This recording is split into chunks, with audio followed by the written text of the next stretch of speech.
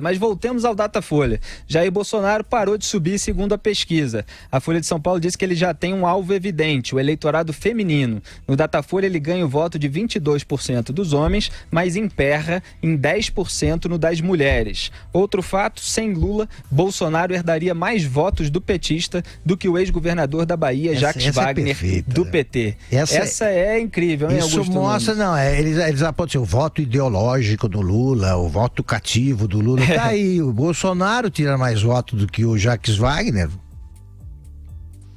Zé Maria Trindade, você acha que o Bolsonaro consegue conquistar votos femininos? Não, assim, eu achei que você ia me fazer a pergunta anterior. Eu fiz a mais difícil, Zé, foi para provocar mesmo. Foi, mas eu respondo as duas. Primeiro, claro. É coerente essa história dos votos do Lula, parte deles serem transferidos para Bolsonaro. Isso porque, como eu disse aqui, nós estamos no momento de mostrar a cara. Acabou aquela história do político de tapinha nas costas, como vai seu pai. Agora todo mundo quer saber o que pensa. Quem não tem situação, a pior situação para um político é aquele lugar onde o eleitor não sabe onde ele está. E o caso do Bolsonaro, todo mundo sabe, tem um discurso. O Lula, todo mundo sabe, tem um discurso. O eleitor quer isso, quer cara, quer coragem, né? E isso está faltando nos atuais políticos. Agora, sobre o voto do feminino, é porque houve uma campanha, Felipe, muito grande ali contra o Bolsonaro, nas ações dele, naquela guerra contra a Maria do Rosário, né? Isso impactou muito, né? Aquela imagem dele quase assim de um estuprador, uma imagem quase assim de um assediador, e isso vai ser muito difícil de retirar da mentalidade feminina. E olha que elas têm mais votos do que eles, viu?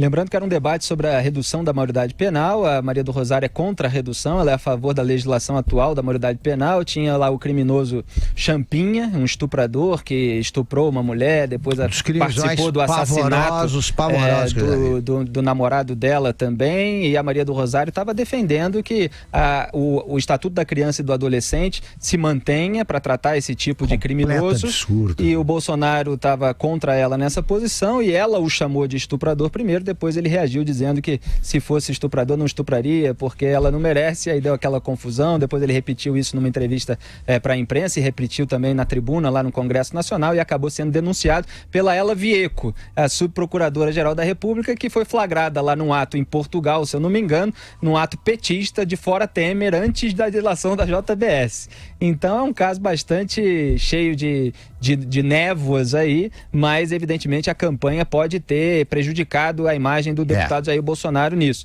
Aliás, como o Datafolha, nós fomos os primeiros a comentar o caso aqui da tentativa do Bolsonaro de impugnar a pesquisa do Datafolha, porque a notícia saiu enquanto estávamos ao vivo no ar, por causa daquela pergunta, eu tenho aqui, você tomou conhecimento sobre denúncias envolvendo o aumento do patrimônio da família do deputado Jair Bolsonaro desde o início da sua carreira política? Isso é uma pesquisa de opinião para saber quantidade de votos de cada candidato, perguntando sobre denúncias, que não existem denúncias. O que existia era uma matéria da Folha de São Paulo sobre patrimônio.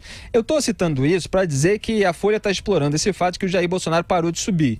Em primeiro lugar, parece que todo mundo parou de subir. Parece que o Brasil está estacionado. Lula mesmo parou de subir. Em segundo lugar, fica difícil de avaliar se o Bolsonaro realmente parou de subir, se tem uma pergunta dessa que eu não sei, confesso aqui, porque não achei essa informação na imprensa, se essa pergunta sobre as denúncias sobre o Bolsonaro foram feitas antes ou só depois do entrevistado pelo Datafolha dizer em quem ele quer votar. Porque se você insinua que o deputado tem denúncias contra ele que podem dar margem a um entendimento de enriquecimento ilícito, você induz o entrevistado também a não dizer que votaria no Bolsonaro. Então fica difícil de avaliar a pesquisa. Eu faço uma constatação. Qualquer pessoa pode se opor ao Bolsonaro e usar os argumentos que achar que deve. Mas um instituto de pesquisa não tem que se opor a nenhum candidato. Exato. Eu acho que há um contraste muito perigoso para o Datafolha entre esta pergunta envolvendo o Bolsonaro e a pergunta que trata do julgamento do Lula. Ela não tem nada a ver com o julgamento. A pergunta é mais ou menos aquela, assim, você acha, nem se refere à condenação e tal, você acha que Lula sabia da corrupção no governo e não quis fazer nada. A segunda, sabia da corrupção no governo e não pôde fazer nada. A terceira, não sabia da corrupção no governo. Quer dizer, duas favoráveis. Exato. E uma mais ou menos. Agora, é um absurdo, porque o caso não envolve o governo, envolve o presidente da República, a sua família, e ele foi condenado. Quer dizer, então, em duas tinha que perguntar a instâncias. mesma coisa. Você sabe que o Lula foi condenado a 12 anos e um mês de cadeia?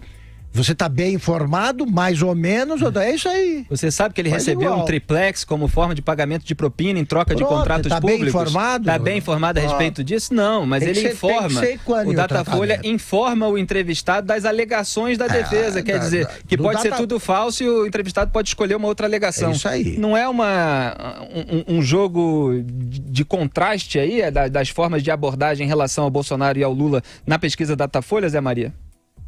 Pois é, sim.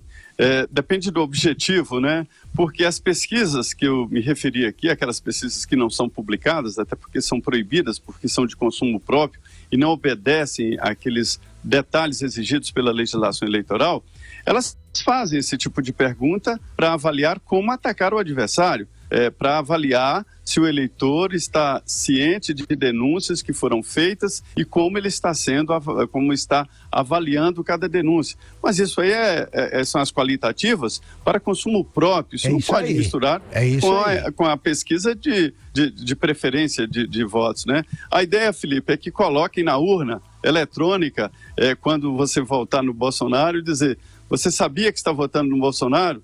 Sim, tem certeza disso? Tem certeza. Vão ter umas 3 perguntas lá para quem for eleitor do Bolsonaro, para ter certeza realmente se o sujeito quer fazer isso. Cancela e sim. Você tem certeza? Você ouviu falar das denúncias? E o patrimônio? E o auxílio moradia e tal? O sujeito vai confirmar 5 vezes antes de votar.